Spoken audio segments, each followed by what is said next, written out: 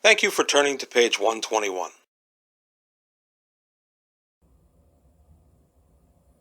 Welcome back to page 121. Now, most of us are very familiar with the writings of Gary Gygax, especially as pertains to D&D. And of course, his Gore the Rogue series is a set I still like to read now and again. Some very good Greyhawk deep lore in this. As you can see, my copy is much loved. But Gygax published a couple of other things too that people may or may not still be aware of. So today I'm just going to take a brief look at a few other things that, some fiction that Gary wrote, not related to D&D. So here we go. The first ones I want to touch on, a lot of people know about. Dangerous Journeys. This is the Anubis Murders. This was a world that was being launched with Gary Gygax by Games Designers Workshop, the people that brought us Traveler, a game that I love. The Dangerous Journeys was going to be their attempt to crawl into the D&D market. It was met with a lot of problems, and there's a ton of stuff on the internet about it. But basically what it comes down to is that the imprint of Dangerous Journeys was a little too close to Dungeons and Dragons, and Judge agreed with them, and so Dangerous Journeys went quickly out of print after only a few offerings. But some of the offerings were fiction by Gary Gygax. This is the first of them, published in 1992, to help kick off Dangerous Journeys, called The Anubis Murders. This features the adventures of Magister Setne in Hetep, my apologies, and his bodyguard, Rachel or Rachel, depending on how you want to pronounce it.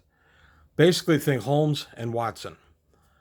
Gygax was a big Sherlock Holmes fan. Anybody that's read his stuff, that shines through pretty apparently. Well, this was his attempt to throw a little murder, magic, and mystery together. It's not a bad book. If you like Gygax's style, which is very heavily based on pulp novels, then yeah, it's a fun read. There's a little more characterization and a lot more dialogue in this novel than there are in the Gore the Rogue novels. Less minute-to-minute action. These are set on Arth, A-E-R-T-H, not Oerth. Don't be confused. Gygax liked to just mess with the name of Earth. And they're set in Egypt, A-E-G-Y-P-T. Essentially, the idea is that he's an Egyptian magister, which is basically an MU cleric, and he is also a genius and great at deductive reasoning, inductive reasoning, however you care to, whichever side of the fence of that argument you land on. And various evil forces are trying to cause a problem for Egypt, so he is requested to travel to far-off Avalonia, which is London, and solve a mystery of some missing jewels and eventually his missing bodyguard. I'm not going to do a review of these books so much as just a quick overview, because there were 3 in the series. So this is the Anubis Murders, which is the first. The second, I like the title of this one, The Samarkand Solution. Egypt's greatest wizard priest is about to take on a killer who could destroy the Triple Kingdom. Again, still set on Arth and Egypt, and dealing with the problems and situations Magister in Hetep, and Watson, Rachel, his bodyguard, get into. It's a good mix of magic and mystery, which can be a very hard genre to pull off. I think Gygax does a pretty good job with the first 2.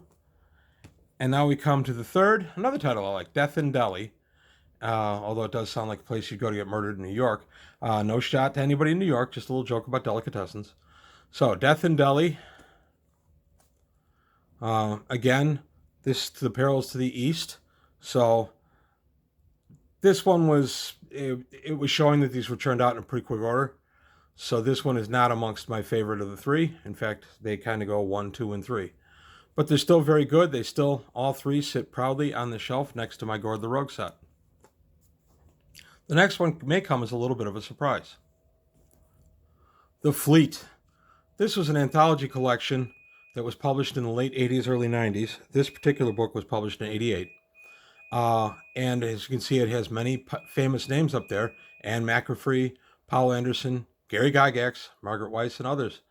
And the idea was humankind is fighting against a deadly alien foe. This is Gygax's attempt at science fiction. It actually lands pretty well. It's a little less pulp than a lot of his other writing, and it's pretty good overall. The series as a whole, this one about 8 books, suffered a little bit because it was only edited by David Drake and Bill Fawcett, and let's face it, they weren't putting a lot of emphasis on the editorial. So the universe tends to shift a little bit between stories. The creatures' appearance shifts a lot between stories. You never get a really consistent flavor, but it's good science fiction military anthology. Now, the last one that I have to present today is Breakthrough from the same series. This is book 3. And as you can see, Larry Niven, Steve Perry, Gary Gygax, and others. So Gygax was making a name for himself in a few other areas in the late 80s. This was published in 89. And again, it was a lot of fun. It's a little less pulpy than his other writings, and it's just a good little short story. The Fleet series was pretty interesting. It ran about 8 books, had a lot of different authors. Not a consistent flavor, but consistent military science fiction, which I was into in a huge way and still am to a lesser degree in the 80s. So I do recommend both of these. They are available actually through Kindle. Also, you can buy secondhand copies pretty cheap through Amazon. I did find the Dangerous Journey set. You can find them on Amazon. I really didn't bother checking eBay for them because, frankly, on Amazon, you can get them for about $5 or $6 each. These also periodically pop up at half-price books. So none of these, in my opinion, approaches the fun that was the Gord the Rogue saga, but still enjoyable little series and a couple of good little short stories.